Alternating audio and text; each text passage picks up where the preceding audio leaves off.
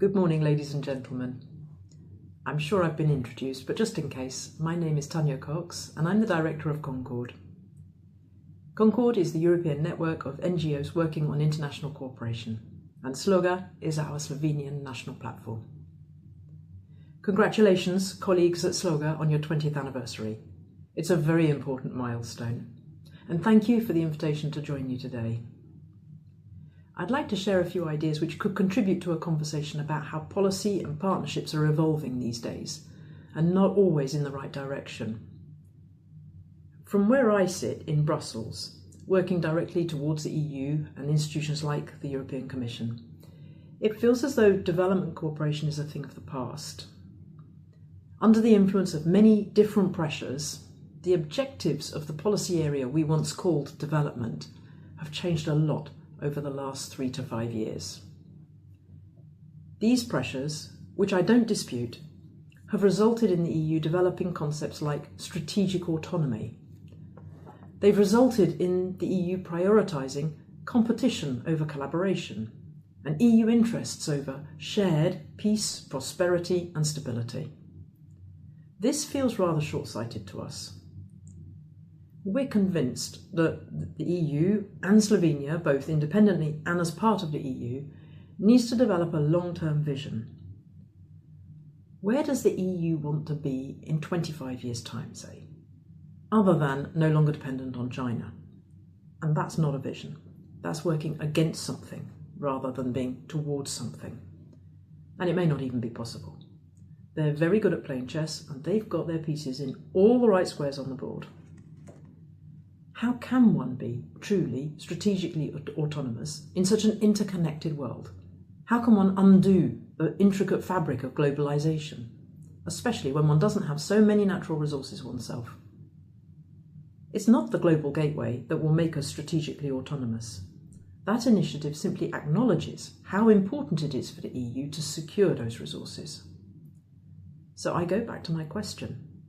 What role will the EU and Slovenia play in making the world a safer, more prosperous place for everyone?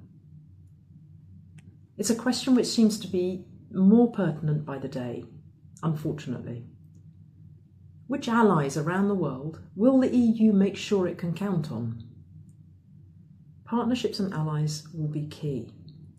They may be partnerships with countries, just as they may be partnerships with other stakeholders such as civil society. Europe is a very small fish in a very big sea, so we're going to need allies. And unfortunately, I don't see the EU recognising this or prioritising it enough. Today, international cooperation is based on infrastructure projects and innovative financing models. But those models don't really seek partnership in the same way. Firstly, partner country ownership is lacking. Secondly, the aim is primarily for Europe to make money, not to support another country's progress. And thirdly, as a crucial partner, civil society isn't even able to play the valuable role it has been over the recent 20 to 30 years.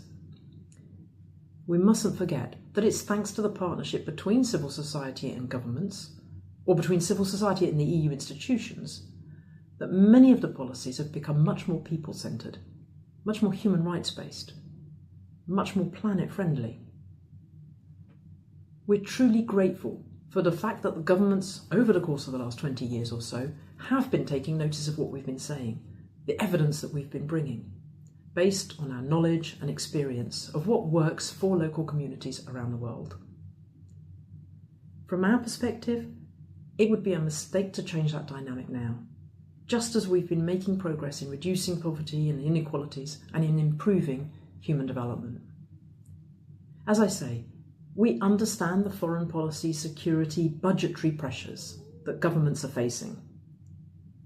But by no longer focusing on people's well-being or on planetary constraints, there's a very real risk that instability will rise and that prosperity will remain concentrated in the hands of the 1%. Which is yet another reason for more instability and further undermining of democracy.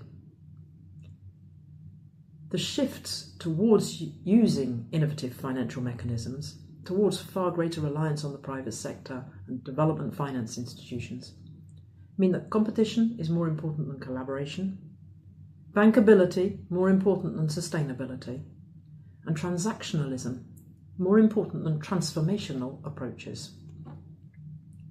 And if we look to the next MFF, that's the next EU 7-year budget, what we see is also of quite some concern. Because even if the total pot of money for international cooperation were to remain stable, a much greater share is going to those new approaches. And the money will be far harder to track. Worse still, there will most likely be less money for civil society, and it will become even harder for us to engage and to bring the evidence and the recommendations into your policy making. We'd very much welcome being at the table to think through projects, to design projects together, to be able to support the implementation, and of course then the monitoring and the evaluation of these projects. I think we could have quite a valuable role to play, but it's not so easy for us to do so in a context of shrinking space and budget cuts. Suffice to say that we'd be really glad to have a conversation on how we can redevelop the partnerships that we've been so successfully, engaging in together for quite a long time. So if there are just 3 recommendations that I would have for Slovenia, it would really be to focus on making sure that you envisage the long term, that you invest in people and partnerships around the world, and that you use the right tools for a given job. As the saying goes, if all you have is a hammer, everything looks like a nail. We look forward to working together and to building a strong partnership based on collaboration, dialogue and respect in order to achieve peace, prosperity and stability for everyone. Thank you.